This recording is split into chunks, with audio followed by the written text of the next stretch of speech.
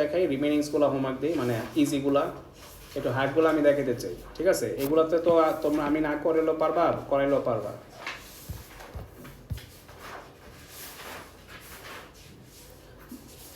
আমরা কি 2 করব? 2 কি হার্ড? এগুলোতে কিন্তু হার্ড লাগে। 2 নাম্বারে দেখতে মনে হয় ইজি, বাট এগুলো কিন্তু লাস্টের পার্টে মানুষের প্রবলেম হয়। হ্যাঁ হ্যাঁ, 2টা করা যায়, ঠিক আছে, তাহলে 2 করি। ওকে, 2 নাম্বার কোয়েশ্চনে এখানে একটা ফিগার দেওয়া আছে। এই তোমরা কি করতেছো?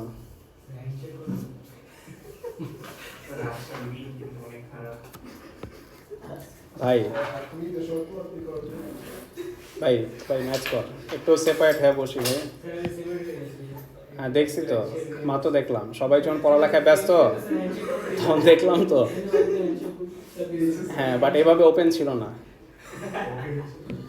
হ্যাঁ, এখন তো সমস্যা। যাই হোক, আসলে আমরা এটা দেখি বাবা, এটা পড়ো ফাদ, একটু পড়ো, মনোযোগ দাও, এদিকে কনসেন্ট্রেশন দাও, এদিকে এদিকে। A uniform wooden beam AB, mass 20 kg, the length 4 meter, rests in equilibrium in a horizontal position on two support. One support is at A, বলছে একটা সাপোর্ট কিসে দেওয়া? সিতে। আর এসি নাকি 1.6, আদার সাপোর্ট ইজ ডি, এপি নাকি 3. The beam remains in equilibrium in a horizontal position. Find in terms of G the magnitude of the force exerted on the beam by the support at C. কি কি?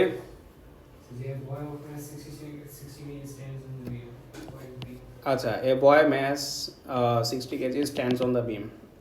তো এটার wait act হবে না? কোনটা? না, আমরা তো ফার্স্ট রিঅ্যাকশনটা খালি ক্যালকুলেট করব। ফার্স্ট রিঅ্যাকশন ওইটা তো পরে ব্যালেন্স হয়ে আসছে, ঠিক আছে? সো আমরা ফার্স্ট রিঅ্যাকশনটা কাউন্ট করব। ফার্স্ট রিঅ্যাকশন কি আগে ওয়েট হয়েছে তারপর আসে নর্মাল, সো এটা তো সেকেন্ড রিঅ্যাকশন, সো ফার্স্ট রিঅ্যাকশনটা আগে কাউন্ট হবে। আচ্ছা, তো আর তুমি যদি উপরে দাও নর্মাল, তাহলে তো আবার 60G হবে, তাহলে আলটিমেটলি তো ব্যালেন্সে ক্যান্সেল আউট হয়ে যায়। So first reaction always calculate করতে হয়।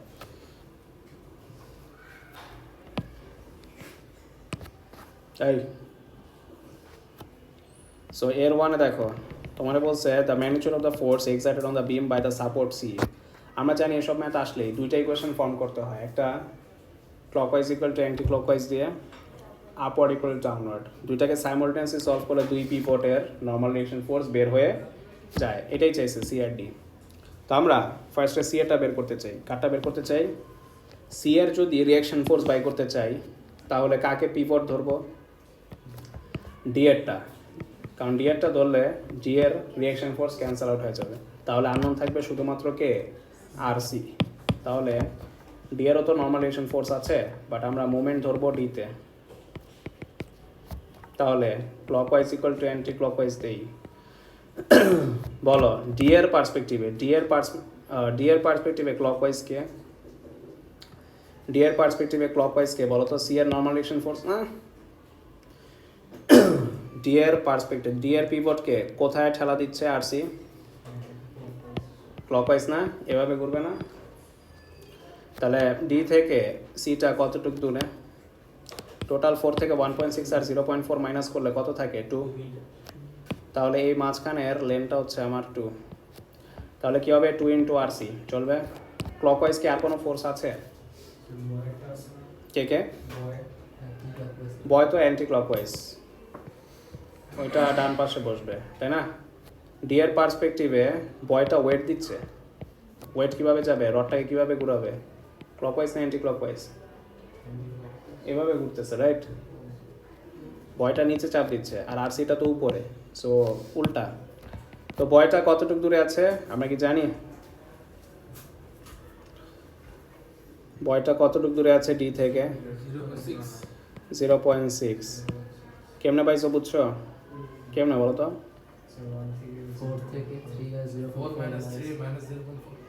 4 থেকে 3 মাইনাস করবা আর 0.4 মাইনাস করবা, ইউ উইল গেট 0.6। এটা হচ্ছে ডি থেকে বয়ের ডিস্টেন্স। সো 0.6 ইন্টু বয়ের ওয়েট 63, বাস। আর C equal to 18G। But answer কখনো জিতে রাখবা না, ফর ফিউচার ক্যালকুলেশন তুমি 18G নিয়ে করবা, but final answer always 3 significant figure, ওটা না একটা কিন্তু কেটে দিবে, অথবা 2 সিগনিফিকেন্ট ফিগার, এটাও অ্যাকসেপ্ট করে। হ্যাঁ, এখানে যদি বলা থাকে তাহলে ঠিক আছে, এটা খেয়াল করিনি, মাত্র দেখলাম। হ্যাঁ, তাহলে ঠিক আছে। ও এই বিমেরটা তো বাকি ছিল, ওয়েট, বিমেরটাও তো আমাকে ওয়েট দিচ্ছে 20, ওইটা কত হবে? 1.6 ইন্টু বিমের ওয়েট ছিল 20 কেজি, তো ফাইনালি কত আসে? 34G আসবে। এই তো বিমেরটা অ্যাড করো, বিমেরটা লিখা হয়নি, এই যে হয়ে গেছে। এখন পার্ট এর 1 গেল, পার্ট 2 করতে চাই আমরা, পার্ট 2 করতে চাই। পার্ট 2তে আমাদের ডি এর রিঅ্যাকশন চাইছে। কার রিঅ্যাকশন? একটা যদি clockwise equal to anti clockwise দিয়ে করো, আর একটা আপওয়ার্ড ইকুয়াল টু, আর আপওয়ার্ড ইকুয়াল ডাউনওয়ার্ড এর হিসাব হচ্ছে সবচেয়ে সহজ, কোনো ডিস্টেন্সের ঝামেলা থাকে না। জাস্ট উপরের ফোর্স ইকুয়াল টু নিচের ফোর্স, উপরে। হ্যাঁ, সেকেন্ডটাও তুমি যে কোনো একটা পিভট ধরবা, কোনটাকে সিতে ধরতে পারো, সিতে ধরলে তুমি ডি এরটা পেয়ে যাবা, বুঝছো?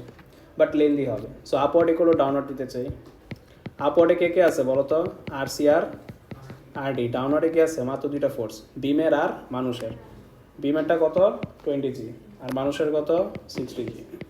আর আমরা আর সি পেয়ে গিয়েছিলাম 34G প্লাস আর D equal to 80G। So আমরা আর ডি যদি বাই করি, এটা থেকে মাইনাস করলে আমাদের আসবে 46G। এটাও ইন টার্মস অফ জিতে চাইছে, সো এটাই অ্যান্সার।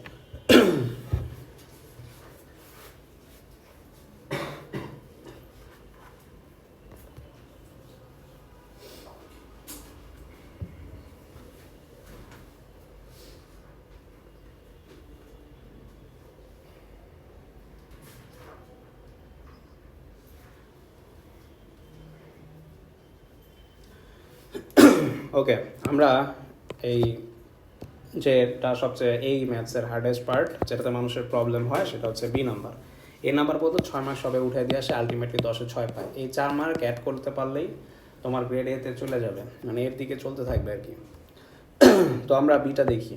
বি নাম্বার কোয়েশ্চনে কি বলছে? The boy now starts to walk slowly along the beam towards the end A. বলছে ছেলেটা নাকি হাঁটা শুরু করছে। কই হাঁটা শুরু করছে? অ্যাট দ্য এন্ড এ।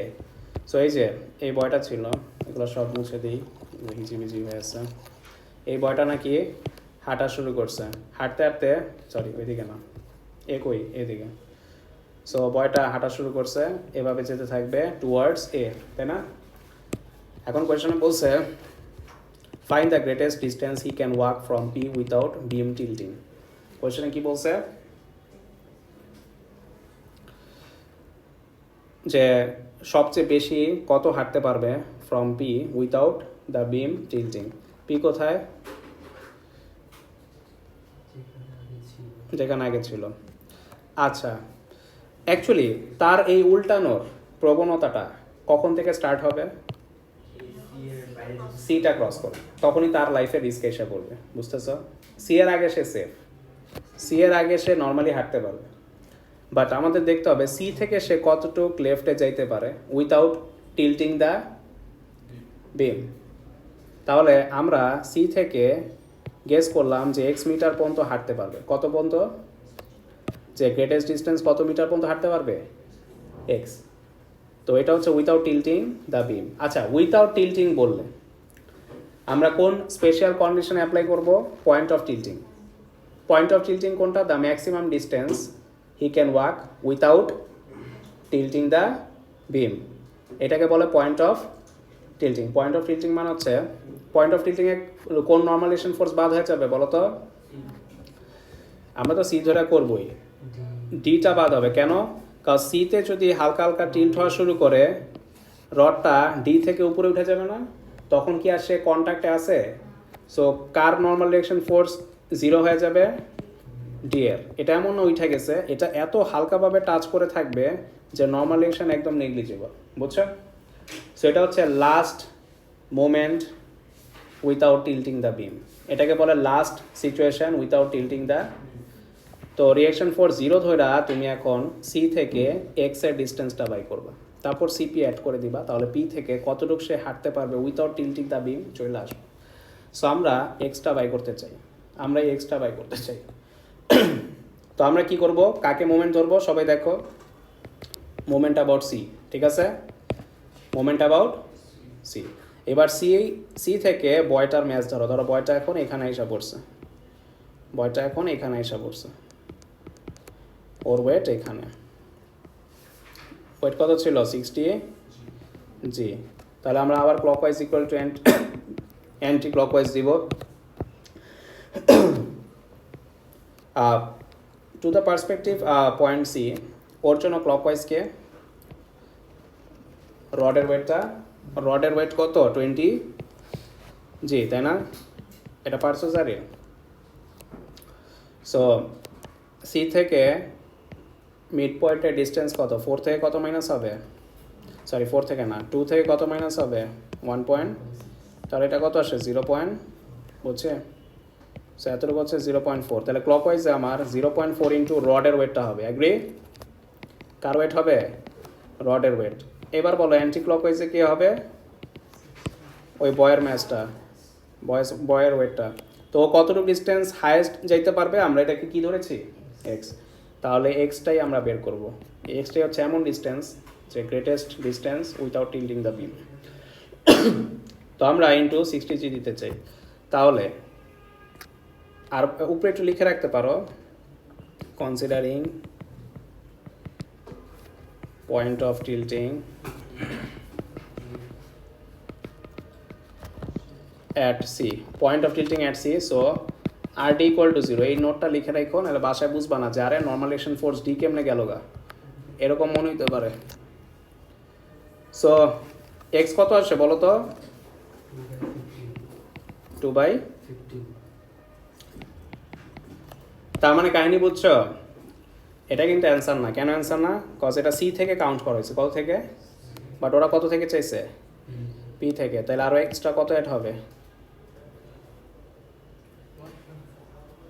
3 থেকে 1.6 মাইনাস করলে এটা আসে 1.4। তো আমরা এক্স প্লাস, হ্যাঁ, so greatest distance he can walk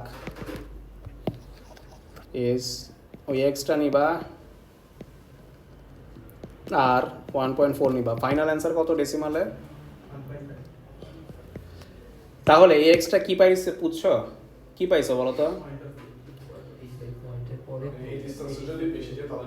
বাস এই 1.5 থেকে যদি হালকা তোমার 0.0001 মিটারও মুভ করে, সাথে সাথে সে উল্টায় পড়ে যাবে। কোনটা, ইনফিনিটি হয়ে যেত, মানে স্মলেস্ট ডিস্টেন্স তো এই যে এটা সি, মানে এখান থেকে তো শুরু, তার তো সবচেয়ে স্মলেস্ট ডিস্টেন্স এটাই হবে,